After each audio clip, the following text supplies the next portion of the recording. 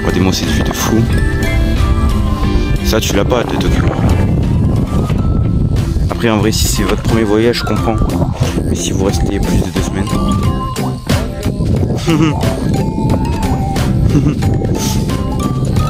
En tout cas voilà, si vous restez plus de 2 semaines au Japon, on vous conseille, venez dans les endroits comme ça. C'est vraiment quelque chose à faire et je pense que c'est tout autant beau et vraiment c'est à voir. Parce que Tokyo et tout c'est vraiment des endroits touristiques et tout. Ici genre vous aurez personne. Mais la population elle est un peu moins stressée on va dire. Dû au travail et tout. Et les gens ils font la pêche et tout. Et vous aurez plus de chance de faire des rencontres un peu plus inédites et inoubliables ici. Si vous allez à Tokyo, Kyoto, Osaka, même si c'est vraiment à faire, hein, c'est vraiment de super endroits. Mais en tout cas je vous le reconseille réellement. Et à faire. Hier le Matsuri c'était vraiment un moment inoubliable, je m'en souviendrai toute ma vie. Je pense que ce sera, vu que c'est ma première fois et tout, ce sera toujours autant nostalgique. Et c'est vraiment à refaire si je peux le faire dans ma vie encore. Pour revenir au Japon, parce que vraiment le Japon c'est un endroit où je me sens vraiment bien. Les gens sont toujours accueillants, sont toujours gentils. Dans une semaine, et même si vous parlez pas trop japonais, vous apprenez quelques mots, quelques phrases, ça vous prend quelques jours à apprendre. Vous apprenez des phrases, vous essayez de discuter avec les gens, créer des liens avec les habitants, parce que c'est vraiment super important, je pense, en tout cas. Et chaque personne par exemple que je rencontre, que je vois, j'essaye d'aller lui parler, même si on va se le dire, hein, je suis vraiment pas le meilleur en japonais, mais j'essaye en tout cas de me débrouiller, pouvoir tisser des liens, discuter avec les gens et me faire comprendre. Ce qui est assez choquant, c'est qu'on va dire que en anglais, je pense que les premiers jours quand on est arrivé à l'hôtel et que tout le monde parlait anglais, c'était beaucoup plus choquant que là. Là j'ai pas ressenti une seule fois la fatigue à force que les gens parlent en japonais. Je regarde beaucoup d'animés, de vidéos en japonais chez moi et tout.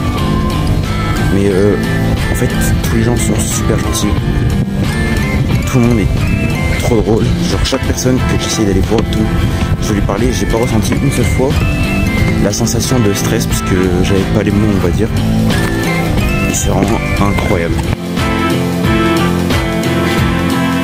Ok, ce que je voulais surtout rajouter, c'était que quand je disais que j'ai jamais eu l'impression de pas connaître la langue, c'est assez bizarre, mais je me rends compte qu'en fait finalement, là par exemple c'est un exemple parce que ce sont des jeunes de mon âge, on est dans le même internat, mais en fait je me rends compte que pour un peu tout, il y a toujours certains sujets dont on va pas parler ici parce que on n'est pas là pour ça, mais que ce soit politique, religion, etc. forcément, les gens n'auront jamais le même avis dessus.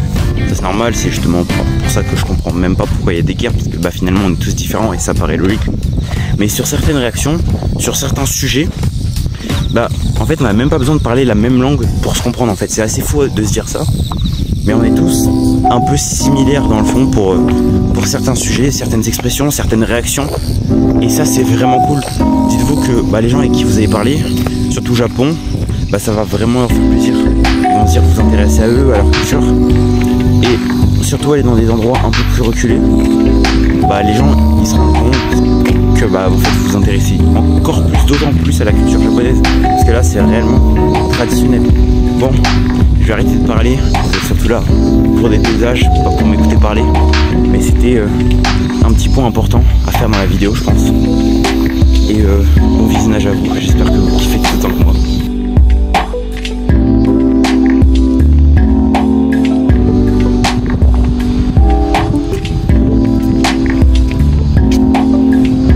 N'oubliez jamais de vous incliner avant de rentrer, parce que c'est la porte de Dieu. S'incliner une deuxième fois. Et c'est juste incroyable. Ça donne vraiment envie de se baigner, parce qu'il fait vraiment chaud.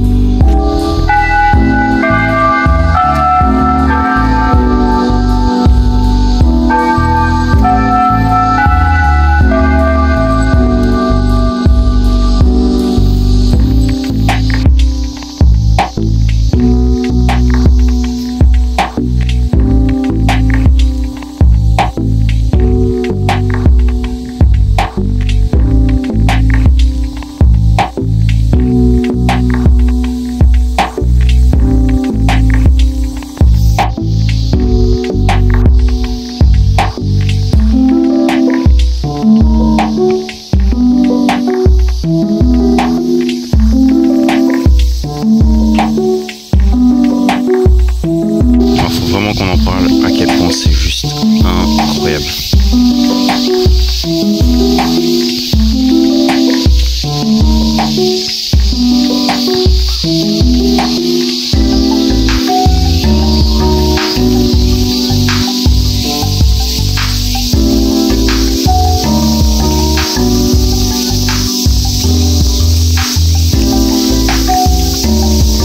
J'aimerais bien ouvrir la porte, mais je vais demander avant si c'est autorisé, parce que c'est